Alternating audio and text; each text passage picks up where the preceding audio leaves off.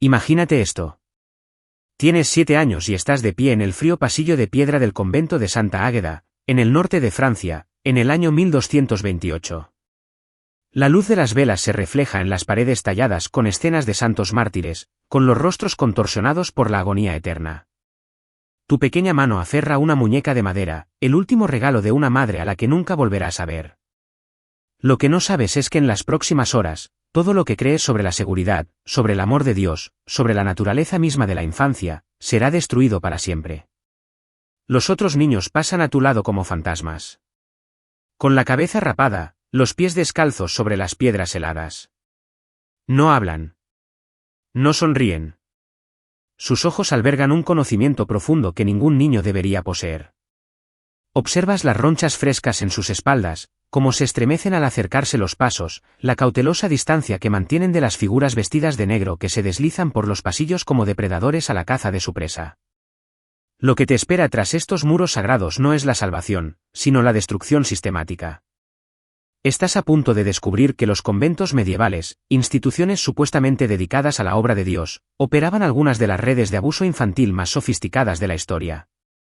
Entre 1100 y 1500, se estima que 40.000 niños desaparecieron en conventos de toda Europa. Las víctimas más jóvenes apenas tenían 4 años. Las mayores, 14. La tasa media de supervivencia hasta la edad adulta era inferior al 30%. Esta noche se llevarán tu muñeca de madera. Tu nombre será reemplazado por un número. Tu identidad será borrada y reconstruida sistemáticamente para satisfacer los apetitos que se esconden tras la devoción religiosa. Eres Margarite, aunque al amanecer solo responderás al nombre que te den. Y tu historia revela la horrible verdad sobre lo que sucedió cuando el poder religioso absoluto se combinó con la inmunidad social total para crear máquinas diseñadas para consumir la infancia misma. Antes de seguir a Margarite a esta oscuridad que consumió a decenas de miles de niños en la Europa medieval, si te atraen las verdades ocultas de la historia que los libros de texto se niegan a reconocer, dale a me gusta y suscríbete al canal. Tu apoyo significa mucho para mí. Entre 1100 y 1500, se estima que 40.000 niños desaparecieron en lo que los registros medievales denominaban eufemísticamente, casas de educación espiritual en Francia, Inglaterra, Alemania e Italia. La víctima más joven documentada fue Inés de Normandía, de 4 años, entregada al convento de Santa María para saldar la deuda familiar con Dios.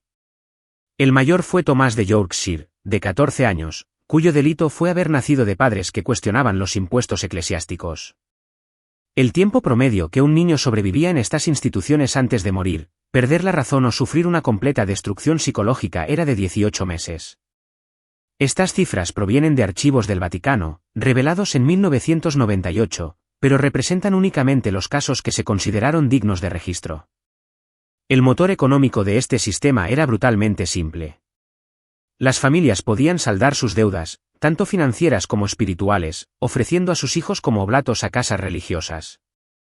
Los conventos recibían no solo mano de obra gratuita, sino también pagos de familias desesperadas por evitar la excomunión o la ruina económica. Un solo niño podía generar ingresos equivalentes a 5 años de salario campesino mediante cuotas, donaciones y la reventa de exsirvientes entrenados a familias adineradas.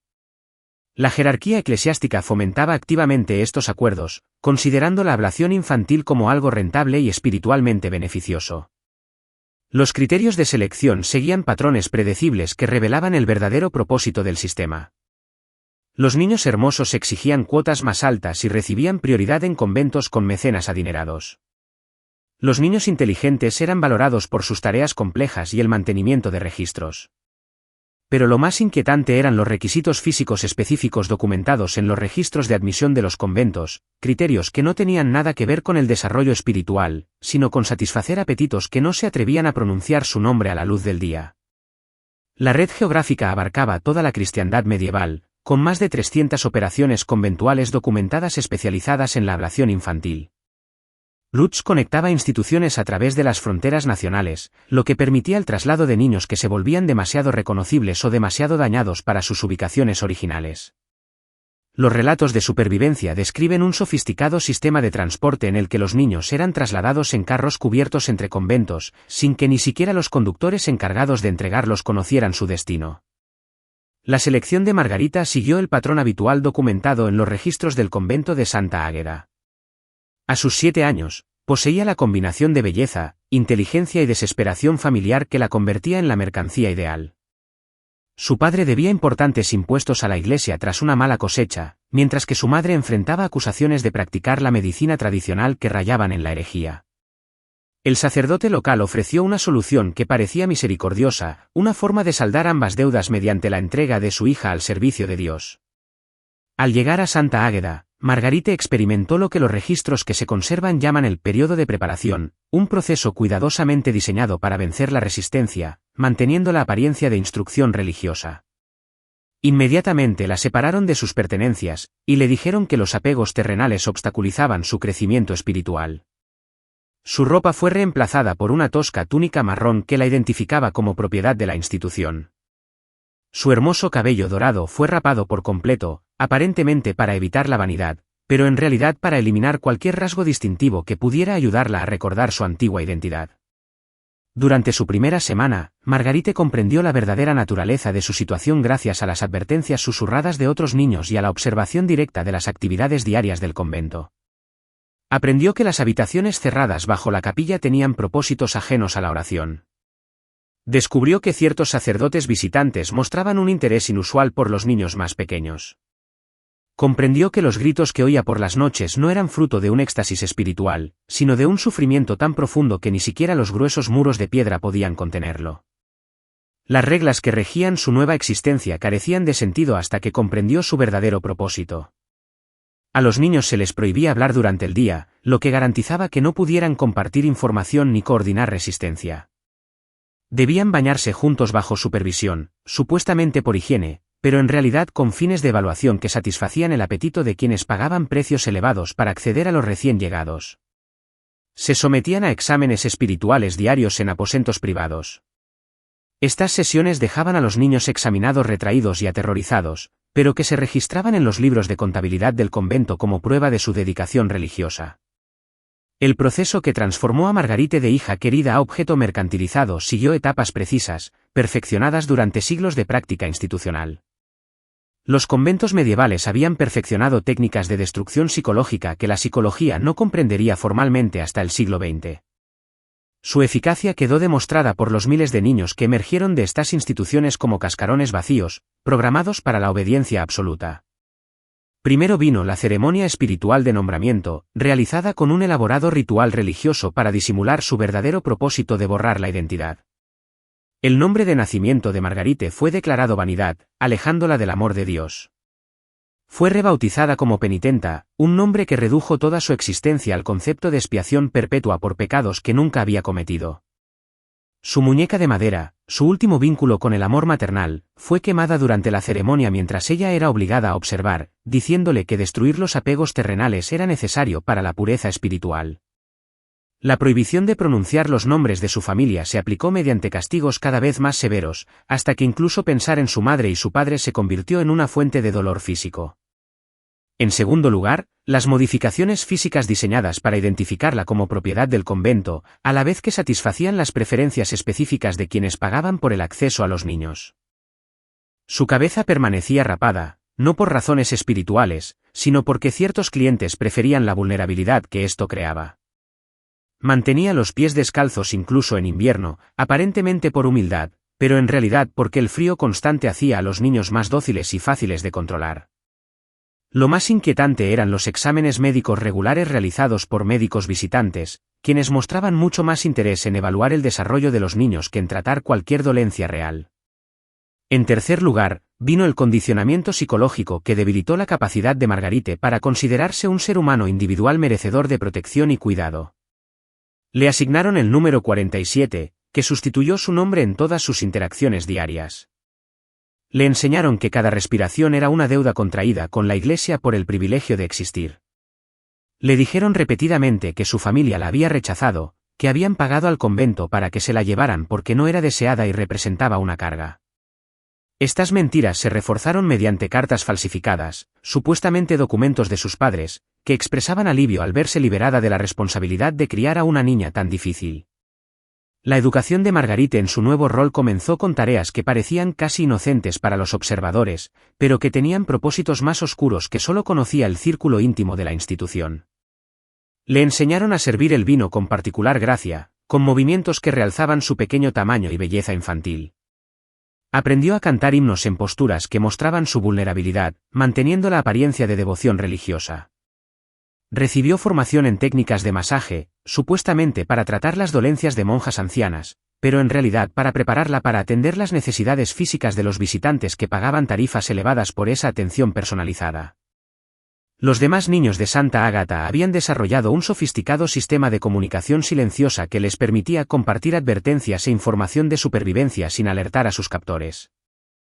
Mediante gestos sutiles y objetos cuidadosamente colocados, le enseñaron a Margarite que visitantes debía evitar por completo, que monjas mostraban señales de comportamiento sádico y que zonas del convento se volvían peligrosas al anochecer. Quizás lo más importante es que le enseñaron el arte de la ausencia psicológica, la capacidad de refugiarse tan profundamente en su propia mente que su cuerpo podía soportar cualquier cosa que le hicieran, mientras que su espíritu permanecía temporalmente protegido. El aspecto más insidioso del sistema era cómo convertía a los niños en cómplices de su propio abuso mediante estructuras de recompensa cuidadosamente diseñadas que creaban dependencia psicológica de sus captores. Los niños que cumplían con sus deberes con entusiasmo recibían mejor comida, mantas más cálidas y protección contra las peores violaciones. Quienes se resistían no solo se enfrentaban al castigo, sino que presenciaban el sufrimiento de otros niños por su desafío. Esto creaba una dinámica aterradora donde la supervivencia requería no solo sumisión, sino participación activa en el mantenimiento del sistema que los destruía. Al 15º día de su confinamiento, Margarite experimentó lo que el convento denominó eufemísticamente instrucción espiritual avanzada, una sesión en las cámaras subterráneas que le permitió comprender con exactitud el futuro que le deparaba. El sacerdote que la visitó y dirigió su instrucción le explicó que su cuerpo era un templo que debía consagrarse mediante el servicio a los representantes de Dios en la tierra. El dolor que experimentó fue descrito como purificación. El miedo que sintió, como evidencia de que el demonio había sido expulsado de su carne. Cuando lloró por su madre, le dijeron que las familias terrenales eran obstáculos para el amor divino, y que su nueva familia de santos hermanos y hermanas le brindaría todo el cariño que necesitaba. Lo que Margarite descubrió durante su primer mes en Santa Águeda no fue una crueldad indiscriminada, sino una sofisticada maquinaria diseñada para obtener el máximo beneficio de la destrucción sistemática de la inocencia infantil. El convento operaba según horarios y procedimientos documentados en libros de contabilidad que parecían cuentas de negocios, con niños clasificados por edad, apariencia y formación especializada en categorías que satisfacían las necesidades específicas de una clientela dispuesta a pagar sumas extraordinarias por acceder al sufrimiento santificado. La rutina diaria comenzaba antes del amanecer con lo que se denominaba la purificación matutina, un ritual que preparaba a los niños para sus deberes mediante técnicas diseñadas para garantizar un cumplimiento absoluto. Los niños eran despertados por las campanas y sometidos inmediatamente a baños de agua helada que los sometían a un estado de miedo y vulnerabilidad extremos. Luego se les exigía que confesaran los pecados que habían cometido durante el sueño, transgresiones imaginarias que reforzaban su sentimiento de culpa e indignidad inherentes. Quienes no lograban confesar adecuadamente se enfrentaban a castigos que servían de ejemplo para los demás. La jerarquía entre el personal del convento se mantenía cuidadosamente a través de un sistema que otorgaba a cada nivel de autoridad permisos y responsabilidades específicos en el abuso de niños. Los análisis modernos sugieren que se trataba de un eufemismo para asesinato, ya que los niños que llegaban a un colapso psicológico total solían ser eliminados para dar cabida a nuevas víctimas. Su cuerpo fue enterrado en el suelo consagrado del convento, y su tumba solo estaba marcada con un número que había sustituido su nombre. El sistema que destruyó a Margarita funcionó durante más de 4 siglos, consumiendo a unos 40.000 niños antes de que los cambios sociales y un mayor escrutinio finalmente forzaran su evolución hacia formas menos visibles. Operaciones similares existieron en toda la Europa medieval, protegidas por la autoridad religiosa y sostenidas por los apetitos de aquellos con el poder suficiente para exigir víctimas, sin sufrir consecuencias. El sistema que destruyó a Margarita funcionó durante más de 400 años en la Europa medieval, consumiendo a aproximadamente 40.000 niños cuyos nombres fueron borrados deliberadamente de la historia.